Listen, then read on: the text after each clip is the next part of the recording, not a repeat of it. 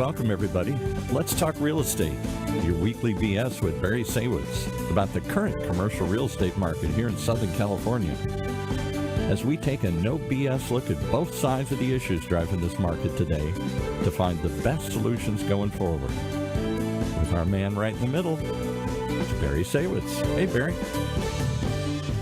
Hey, good morning, Paul, and good morning to all of our viewers and our listeners out there. It is Tuesday. We are back here again. I am Barry Saywitz, president of the Saywitz Company, managing partner of Saywitz Properties, and we're going to talk some real estate again here today. I'm excited about today's show, but before we get going, I do want to do a couple of shout outs and plugs if I can. So I want everyone out there to know and be aware that I'm hosting a charity event for to benefit and create awareness for autism, which is something that's near and dear to my heart that we've done in the past, and it's called the Evening for Autism charity event. It's Saturday, November 2nd. It will be hosted at my home in Newport Beach, and it's to benefit Easter Seals, which is the largest provider of services and treatments and services to children and adults suffering from autism in the country. And a lot of people don't know that. Their Southern California corporate headquarters is located right here in Orange County in Irvine, and so I'm excited to partner with them again. We've done this before.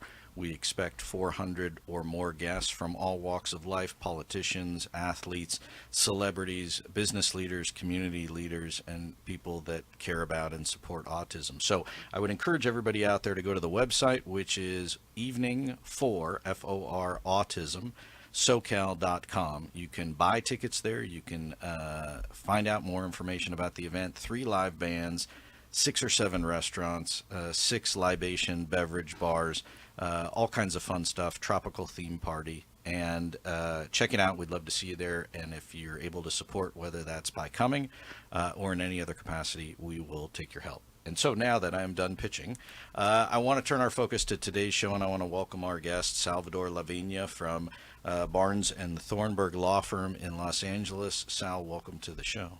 Thank you, Barry, and thank you for your work in the community. Yeah. It's good when successful folks are supporting charitable causes. Always fun when you can combine a really cool fun party with doing something good for other people, and Great. So I'm happy to do it. And so I'm glad you came on the show. You are the final segment in our legal aspects of commercial real estate. So I'm hoping we saved the best for last. That was the plan. No offense to the other guests. But we have talked about a lot of different sides and pieces to the legal aspects of commercial real estate, since they sort of go hand in hand. And I know you're a partner with Barnes and Thornburg, which is a big law firm in Los Angeles, other offices as well. And you have a real estate background and a legal background, and I want to talk about that a little bit, and then we'll try and relate it to what some of the folks out there are experiencing and dealing with on a daily basis. So with all of that said, I want to start with, you went to UCLA. You're a big supporter of UCLA, continue to support UCLA, and so that is why we saved you to the end, because we've had other folks from USC, no offense. But we are going to give a plug, and even though our football team might not be in the top 10, we still like them, and we still root for them, and we still keep our fingers crossed, and we will look forward to basketball season. Yes. So I will say that Barnes and Thornburg is a law firm with 800 lawyers across the U.S. We have 25 plus offices, but our main office is in Indianapolis. And so this was like Christmas for our partners from Indiana to come out to the Rose Bowl and watch their team destroy the Bruins at the Rose Bowl. Yeah, we don't want to talk about that. We want to look forward. We'll try and pick on the next one if we can. And so regardless, go Bruins, whatever sport you're in, we still think we're better than you, whoever else you are. And so with that said, let's rewind a little bit. So you went to UCLA, right? And then you decide to go to law school at Columbia. Not as good as UCLA, but still a very good school. What made you decide to want to get into the legal side of things and have that as a career? Was there always a plan to do that, or was there a day you woke up and said, hey, maybe I'll try this? Well, it's an interesting story and a bit of a circuitous route, but here's the short part. So I went to UCLA. It was some of the best years of my life. I started there taking classes when I was about 15 and a half, and having my mom drive me to school there. Really? And And then I ended up attending on a full-time basis. When I graduated, my goal was to be a writer. I wanted to be like Ernest Hemingway or F. Scott Fitzgerald. So I did some newspaper jobs in my high school and at college. And my first job out of UCLA was working for a paper called the Daily Journal. It's the law paper in Los Angeles and in California. And so I started there as an intern, and I said, I will work for free. Have me do any job, I will sweep the floors. And if you decide after 90 days that you think I'm worthy of being a reporter at the Daily Journal, then you can give me the spot. If not, then I will go and try somewhere else. So I worked my butt off. I did a lot of odd jobs at the paper. Some floor sweeping, I Yes, assume. that was one day. And then one of the things I did for a while was proofreading the entire paper, and then working in the advertising department, and ultimately it got to write articles. And so one day I was doing an article about how salaries for new law school graduates were rising. And I interviewed a partner at Cravath, Swaine & Moore. It's a big old line Wall Street firm in New York. And their salaries were going up to $100,000 a year for newly minted law students. And I wrote the article, and then I thought, I could take the LSAT. I bet you I could get into some law schools. I had already applied to get into some PhD programs and had gotten accepted, but decided not to go. So took the LSAT, did okay, sent out some applications, and then I decided, well, Columbia's giving me a really good scholarship package. And they really wanted to recruit kids from the West Coast. Yeah. And so I decided, I'll go here. We'll see what happens. And my first week there, I run into the only other kid there from California, and he was from USC. And I said, hey, Keith, how you doing?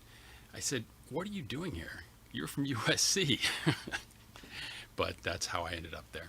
And so you go to law school there, and then the weather's not so great. And so you come back to California Yes, and sir. decide to be a lawyer and work for other large law firms, right? And so how did you get into the real estate segment of because legal world, you can do a lot of different things. How did the real estate piece come about? You know, it's, I think maybe developers trying to explain to their grandma why they do real estate might have a similar kind of story. Like, I thought I would be a litigator, and because I enjoyed public speaking, I'd been on the speech and debate team, and I've done, extemporaneous speaking and other things.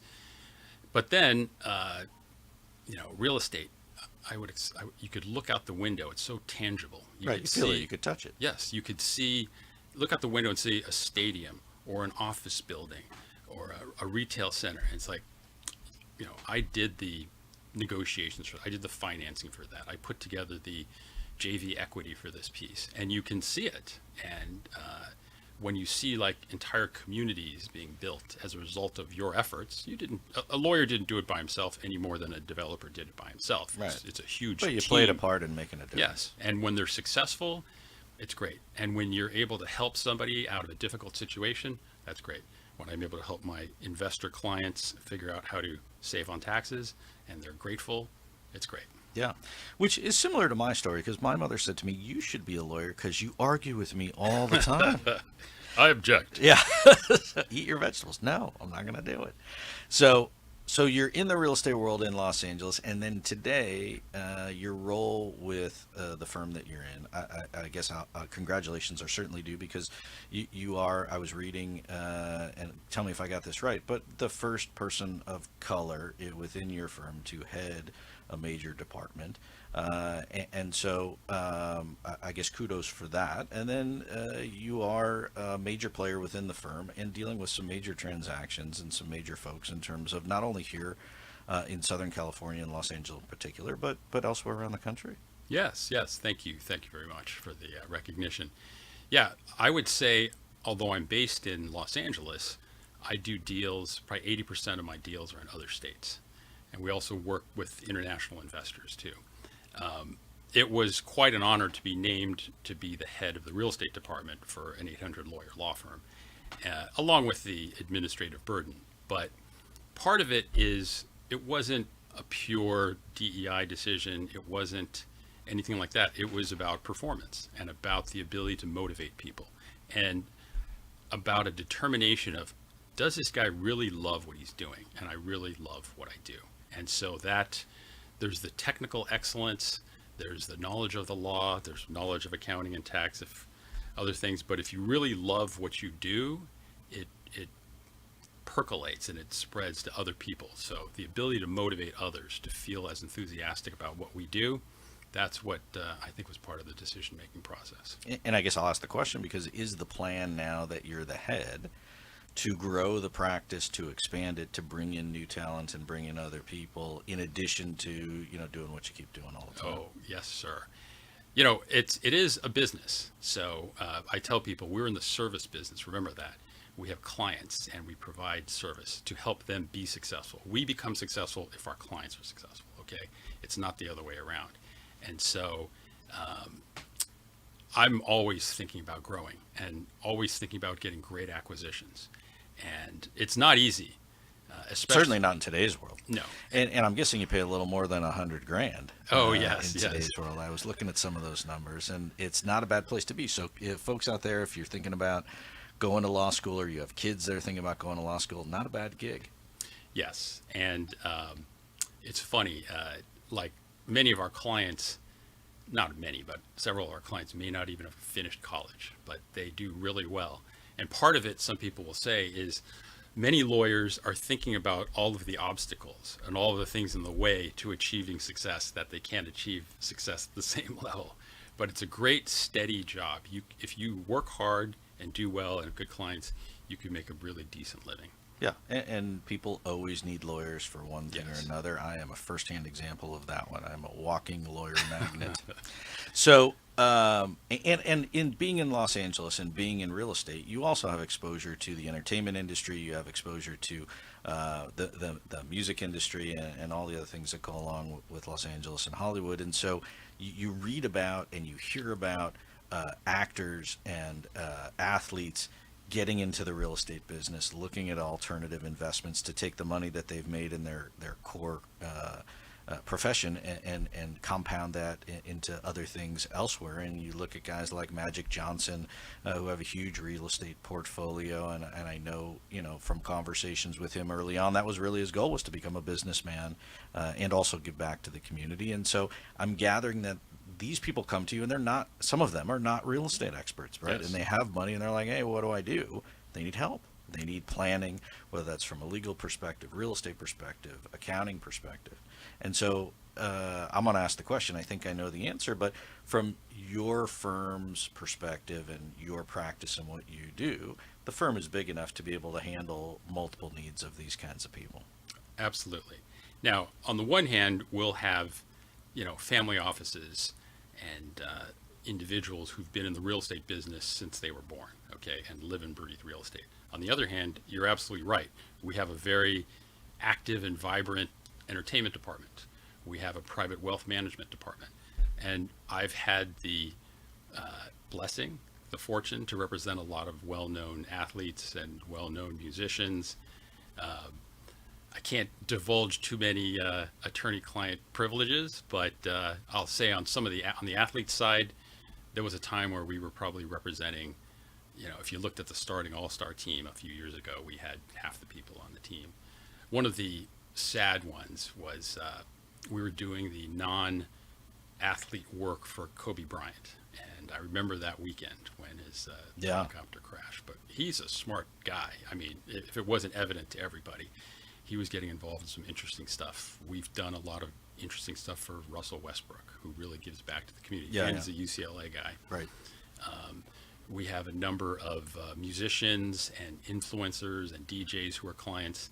And it's great because you hear the stories about athletes who lost all of their money, not to pick on. We won't pick on anybody about it. Dennis Rodman type of a situation. Mike Tyson, Allen Iverson, many of my favorite athletes, Yeah. But then on the other hand, you'll have a guy who was a bench warmer who's come up with a great idea and invested in it, and all of a sudden he's doing really, really well, And so we've had the fortune to represent lots of folks who decided early on it's a good idea to talk to a lawyer to talk to an accountant, to talk to a wealth advisor, a financial planner, instead of buying your mom and your whole entourage a house and a bunch of Ferraris. Right, or gold fixtures or Right. things that you just have no intrinsic value at the end of the day. And it's like buying a boat or buying a piece of real estate. I picked the piece of real estate. Yes, right? exactly. So, And you got kids who are in their 20s with millions of dollars getting thrown at them, and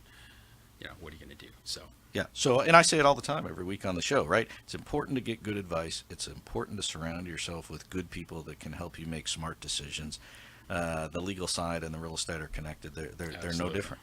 So let's delve in. I want to talk a little bit about the 1031 exchange process, because I know that this comes up all the time when you start talking about preserving wealth, when you talk about trying to minimize tax exposure in the real estate world. And for those folks that are not familiar with it, that are out there, the 1031 exchange, you'll give a better example, but it is an opportunity to sell a piece of property, trade it effectively, and buy another piece of property for the same value or more money, and trade up and get something bigger and not have to pay any tax on the sale. Versus if I just sold a piece of property that I bought and I make $1 million, I will have to pay a good chunk of that to the government in taxes. And so I want to hear your sort of dumbed down explanation of what it is, why it exists, and then how it comes into play in the real world.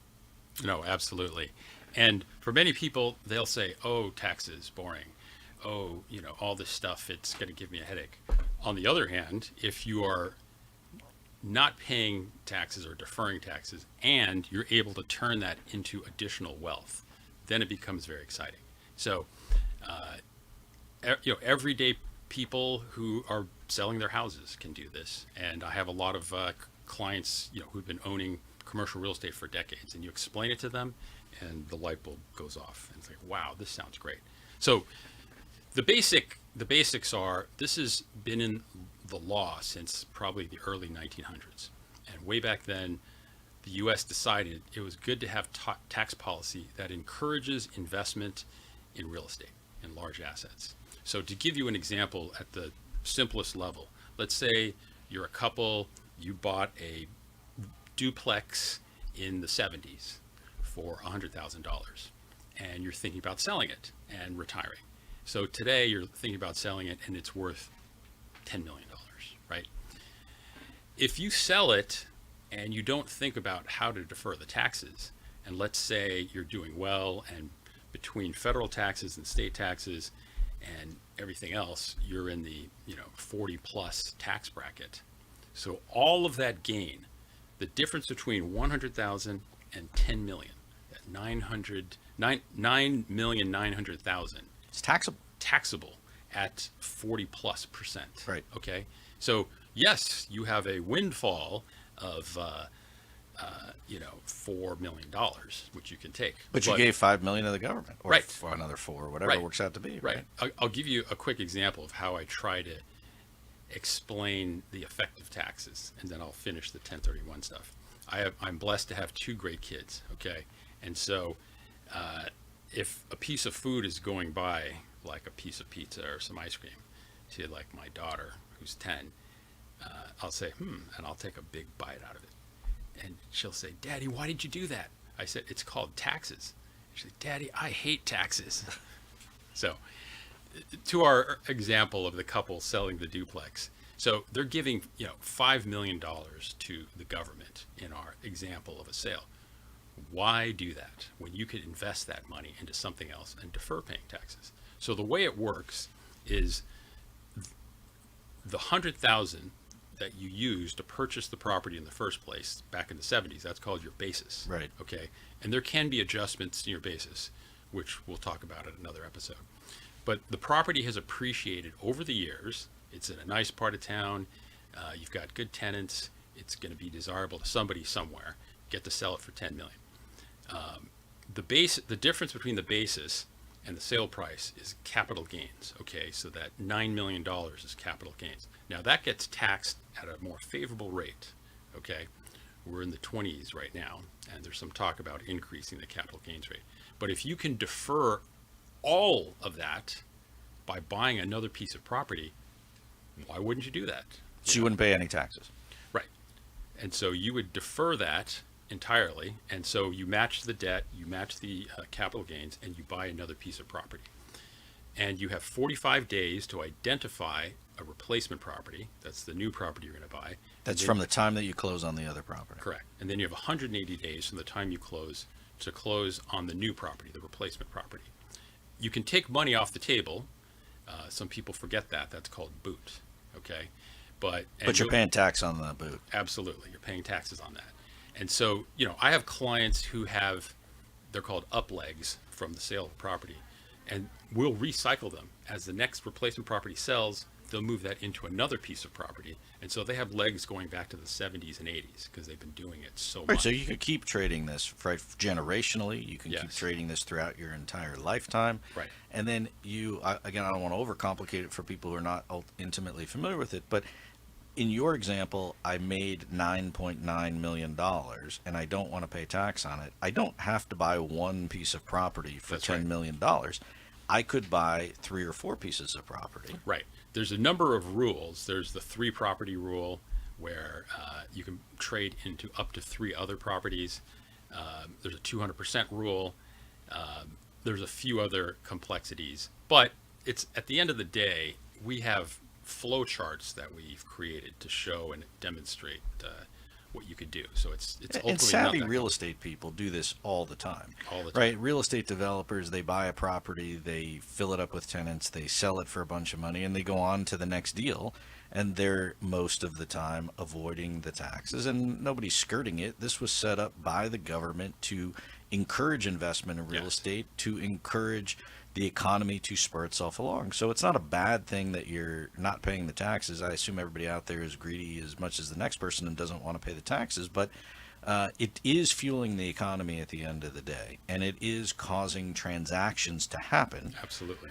Let's talk about that, because there's the process of the 1031, and I think what you're saying is the concept is I can avoid the taxes, I can trade into a different property, whether it's better or different or nicer or just I got something bigger and I didn't pay the taxes, and I continue to build my wealth, whether that's for myself or Future generations. Future generations. Right.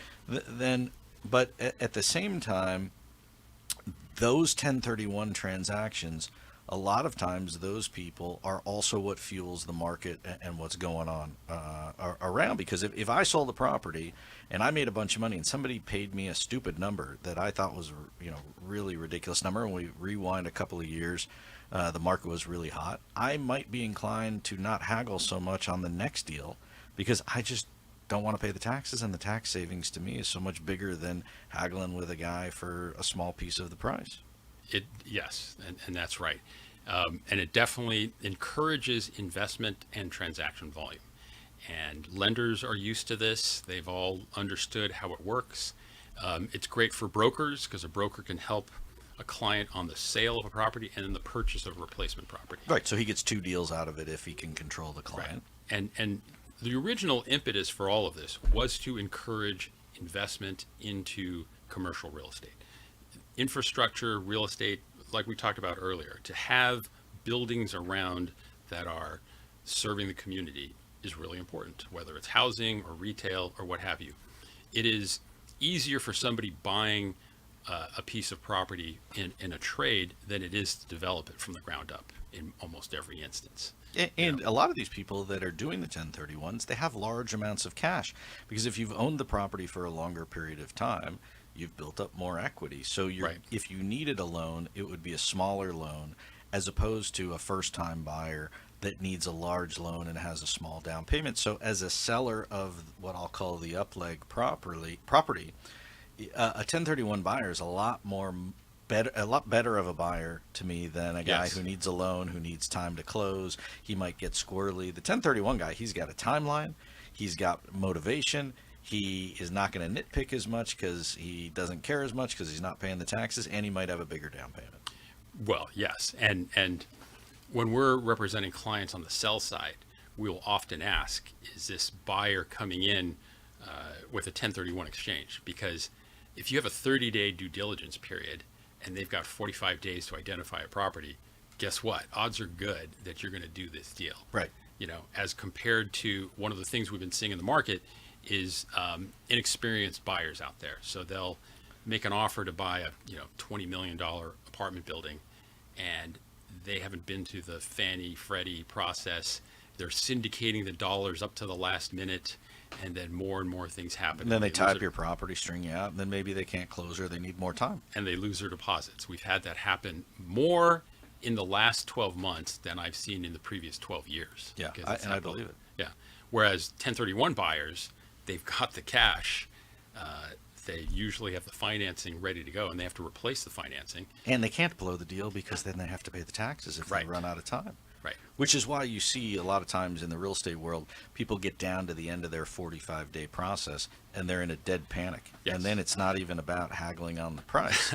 It's about just find me something so I don't have to pay the taxes. Yes. And so arguing about $100,000 on a purchase price versus paying $4 million in taxes are just apples and oranges. Yes. And to be clear, I'm not providing legal advice, so consult with your independent tax advisors. But one of the things about this process is planning. You've got to plan. What do they say? Fail to plan, plan to fail. Okay. And so you should be thinking about your replacement properties already and have some scoped out. And sometimes you'll be able to do advanced due diligence, depending on the brokers and who you're dealing with, so that once you've picked it and you have your 45-day period starting, you already have, a number of properties that you're considering. Yeah. You may have done some of the due diligence already. And in today's world, it is certainly more difficult to make a deal, and the volume of 1031 exchanges that are out there is less than before. Yes. Because there's just less transaction volume in the first place. And so some people might say, hey, look, maybe I'm not going to get my price. Maybe now is not a good time to sell. And so there's less stuff to pick from. Yeah, and that's a fact. And many people, there's actual data, and then we call it anecdata, okay, when somebody has anecdotes that aren't supported by actual data. But actual data, transaction volume has dropped significantly from the heights, I think it was in 2022. And I brought a chart, I won't pull it out, but from Green Street, that's one of my go-to sources for data and reporting. And if you look at the chart, you got 2022 and then the drop through 2023 and then the spikes in interest rates. But the good news for everybody is that transaction volume is picking up as of Q2 of this year. Lenders are lending, interest rates are dropping, refis are happening. Not, obviously not to the level that we were in 2022, but there are some bright signs on the horizon. Yeah, and so I want to ask you about that. I guess in a general sense, we'll come back to the nuances of the 1031 in a second. But in terms of where we are with interest rates, right, everybody's expectation is that interest rates will continue to drop between now and the first quarter of next year, regardless of the end result of the election. And that will spur more activity. And I find that the perception of interest rates are down, things are better. The average person says, yeah, interest rates are down, things are better. I'm not sure how that relates back to a commercial real estate loan. I feel like the banks have already priced in whatever adjustments the Fed might make, but it will ease the ability to get a loan, and banks want to make loans. And so it will help, I think, in a general sense. I'm curious your thoughts. Yeah, and there's no direct cause and effect. I agree with you on that. However, I do believe that a lot of the macroeconomic factors are interrelated, inextricably intertwined. So for consumer financing, for residential loans, I think there'll be a more immediate impact. So if the Fed drops interest rates by 50 basis points tomorrow, you'll see a corresponding drop in 30-year mortgages. Right. Hopefully within a couple of weeks. Okay. That will probably have some effect of enthusiasm among potential home buyers, all the people who've been waiting and waiting and waiting, which will lead to increased spending, consumer confidence, stock market, purchasing, and I think it has an effect on commercial real estate as well. I do too. I couldn't agree more. I also feel like if interest rates do come down on short-term rates, then somebody who says, well, look, I'm just leaving my money in the bank and I'm getting 5 or 5.25% today, and that all of a sudden becomes 4 or 4.25%, right. It becomes more attractive to buy a piece of real estate, whereas today it's not that attractive because I can't get that return in a piece of real estate. So I might as well just let it sit. Absolutely. No, that's right. A lot of real estate guys will put less stock in the stock market and other macro economic factors, but I do feel like they're intertwined. Yeah, and I so agree. so consumer confidence helps residential real estate, ultimately helps commercial real estate. People want to buy stuff, they're going to go to the mall, and retail is going to increase. People want to buy stuff and they'll order from Amazon, or all the other online retailers, and so that helps the industrial and other processing sectors. Well, and I also want to talk about, because there is sort of a new nuance to the 1031, which is that if I owned my house and I lived in it for 30 years and I want to downsize or I want to go do something different, and my house obviously has gone up in value, the 1031 historically has not applied to your house. You can't do it on your house, right? Yes. It has to be an investment piece of property.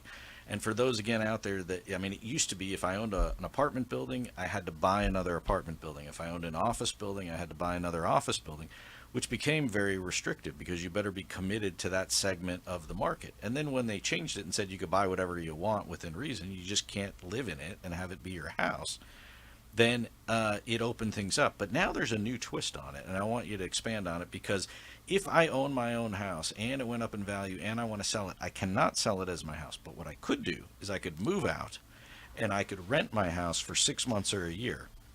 And all of a sudden now it becomes investment property, and I can go rent a condo, or I can go travel, or I can go live with my mother-in-law, or whatever you want to do. And you've converted now your house to investment property that is now eligible for the 1031. I want you to talk about that. So, as I said earlier, this is not legal advice, and please talk to your tax advisors of your own choosing. But you are absolutely right, Barry. So, there is the 55 and up rollover, but that's not a big amount of money, especially considering the value of houses in Orange County and Los Angeles County. But what you're talking about is exactly right. So, if you rent out your residence for a certain time period, yes, it's not a loophole. People say, "Oh, the loopholes in the tax law." I say, "No, this is real. Right in the code, you can do this." And there's even, I believe, on the IRS page, they have the timelines and the guidelines for how to do this. And you could talk to your lawyer or your accountant to help you do that. Yeah, and I'm not giving advice either to anybody, but hypothetically, you could move out of your house, rent it for a year, sell your house, take the profit from the house that you've lived in for however long you've been there, and go buy an apartment building or an office building or a shopping center and not pay any taxes from it. Absolutely. We'll defer the taxes, and then if you do planning, you could ultimately not pay the taxes. Right. But no, you're absolutely right. And I'm planning to do that with my house, and I have a number of friends and clients who've asked about that, and they might have multiple residences. And this applies, it seems to me like it would apply to a lot. I mean, I have a couple of friends that live in Los Angeles, and they said, hey, I'm going to sort of quasi-retire, slow down. I'm going to buy a place in the desert. Or, for people in the Midwest who like to go to Florida and retire, you would do the same kind of thing, right? Yeah, and some people will have more than one house, and they'll put one of the properties on an Airbnb, and they'll rent it out not consecutive weeks, but several different weeks during the year, and they'll reach the minimum time period to call it a rental property and not their primary residence. Yeah, and so it's a new one. I see a lot of people jumping on the bandwagon with it, and I think it's a real thing going forward for many people. Just be careful with your lenders, because some guys will have 6 houses and claim them as their personal residence. Right, and you can't do that. Right, the lenders won't necessarily check if you're paying your mortgage payment every month. So just traps for the unwary. So just be careful. But a lot of people are doing it, and it makes sense, and it's in the tax code. So this isn't some exotic loophole. And don't you find, too, that a lot of the older investors or people who are just sick of dealing with the headache of managing their property or all the drama that goes with it, or you talk about, certainly here in Southern California and Los Angeles in particular, a lot of restrictions, environmental restrictions, governmental restrictions, rent control restrictions, eviction restrictions, really makes it difficult to be a landlord in a lot of different places. And then they do the 1031 exchange, and they will trade into what you and I would call the single tenant, triple net leased investment, where I trade an apartment building that might have 20 or 30 tenants for one building that might be a Walgreens or a Rite Aid or a Starbucks, and I have one tenant who has good credit, who sends me a check every month, and then I can go do what I need to do, and I don't have to worry about the money coming in. No, absolutely. One of the fundamental principles of a 1031 exchange. It's called a like-kind exchange. So if you have a piece of real estate, you have to trade into another piece of real estate. Now, that doesn't mean apartment building into apartment building. You could sell an apartment building and trade into a piece of raw land, or you could trade into a ground lease, or you could trade into a retail building, or a house. Right, but you can't buy a new car with it. Right. You can't buy personal property. There's real property and there's personal property. Not to digress, but you used to be able to do personal property, and so people were doing trades in exotic cars or pieces of Or fine boat art or boats, right, sure. or gold Jewelry, coins. right. Yeah, but that was changed a few years ago. Okay, so back to the like kind exchange, it has to be another piece of real estate, and there's some exceptions. So we have clients, some of our smartest clients, a couple of family offices, get out of multifamily and would trade into triple net leases, Walgreens, what's it called? 99-cent store, Dollar General, Yeah, right? which are solid investments and much less management intensive. Now, don't trade into a Blockbuster or something Or even like 99 centers now, but Right. a Dollar General, it's solid, or a Walgreens, Yeah. or something like that. that. One of the things that's happened that I've noticed, and again, this is an anecdata, we haven't seen any formal research on this, but the perception is that the quality of property management for multifamily properties, especially for companies that have pretty large portfolios, the quality has gone significantly down. A lot of the big players like Greystar has gotten more into investing. A lot of the regional ones, they're paying the lowest common denominator, and it's hard to keep and retain good property management personnel. And so we've had clients with significant issues with some of the property management companies, and they would also, your typical entrepreneur is going to take the best property managers and hire them for themselves. Yeah, well, you combine that with increased operating expenses, you combine that with frivolous litigation, you combine that with COVID, where people thought that it was okay not to pay their rent, and then you've just got a horrible scene, and then you should come over to my office, and we're dealing with all that stuff all the time. And paying more, yes. And so several of our clients are getting into self-management.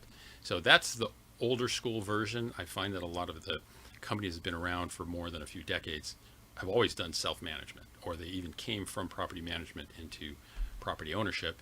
But then I have clients that are, fund level or larger, and they've always had third-party management. But because of the inconsistent quality of a lot of property management companies, there's more of a trend towards self-management and keeping it all vertically integrated within your own company. And I find as people get older, they just get sick of dealing with it. Yes. And I've retired a lot of people, and I bought their apartment buildings, and what did they do? They bought a Walgreens. Yes. And they coupon clip because they're like, I want to go play golf, or I want to go play cards, or go to the beach. And I don't want to have to wonder if my tenant paid me rent, or if somebody broke a window, or a pipe leaked, or whatever Right. the case was. Or if my property manager did something bad to a tenant, or they have a labor law claim, You name it. Absolutely. And so part of the science, I said earlier, one of the rules is be prepared, plan to do what you're going to do, look at the different types of investments that would be available for you to trade into for a replacement property. Now, some people don't want to buy and hold. They want to think about the fastest exit. And so people have looked into UPREITs or DSTs or oil and gas leases or other types of investments. Make sure you do your diligence, because there's some out there that are great and you might have relatively quick liquidity. Others are not so much. Another idea that some people have done is you'll find an experienced sponsor. You'll find a company that owns a lot of multifamily properties or triple net properties, and they have a good track record. You ask them about their track record, you look at their offering documents, you check out their background, and you can co-invest with them in what's called a tenancy in common. And so you could have, a sponsor tenant in common and your tenant in common. And you're owning a piece of a much bigger Right. property, but somebody else still deals with the headache, not you. Right. And truly coupon clipping. Right. But Just got to hope that the guy who's running the show knows Yes. what he's doing. yeah. And that's the thing, some people use their lawyers for everything. Some people don't use lawyers. But one thing that's a good idea is to help on your due diligence and your planning. When you talk about the guy who's trying to get, the flipping, while that's not so prevalent in today's environment because of just where the economy is, But the guy who buys a property and then fixes it up and flips it and makes some money, whether that's a rental house or whether that's a small apartment building, and I start with 2 units and then I Right. try and buy 4 or 8. The 1031 is absolutely perfect. That is the vehicle that allows somebody to continue to build wealth, and while it also allows somebody that's trying to get out and minimize their exposure and their headache. So I mean, the thing makes sense. It's out there. I don't know how else to describe it. You talk to your attorney, talk to your real estate broker, and those are the people that'll guide you through the process. Yes. There's lots of permutations, but I hope I've explained the basic Yeah. structure. We could go all day, but we don't have all day. And so I do appreciate you walking Absolutely. us through that. In terms of, if people want to find out more information about your firm or about you, what's the website that they can go to? So you can check out our law firm's website. It's btlaw.com. That's BarnesThornburgLaw.com. And then me, I'm SPL at BT Law, so it's easy to find. And we have offices across the U.S. So if you're looking at a deal in Indiana or Georgia or Pennsylvania, we can help you out. Yeah, good. Well, listen, I appreciate you sharing your thoughts and your insights with us, and much continued success to you and the firm and your family. And we'll look forward to having you back. I think as we see the economy unfold going forward, we've been doing this show long enough where it was all roses when we started, and then it tanked, and then now we're trying to, keep our fingers crossed for the future. We'll have you come back and we'll reanalyze it and see what you think then. Lots of opportunity out there. So For sure. So, Sal, I appreciate it. For those of you tuning in, listening in, I appreciate it again as well. We will be back here next week. I am Barry Saywitz, president of the Saywitz Company. Thanks for tuning in to Let's Talk Real Estate. We'll see you next time. thanks, Barry. This was great.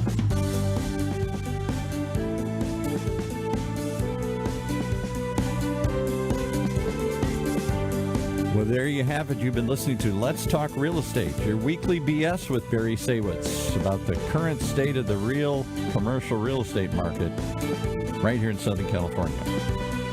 On Orange County's only community radio station, OC Talk Radio, streaming live from our studio here at the University of California Irvine's Beale Applied Innovation Center.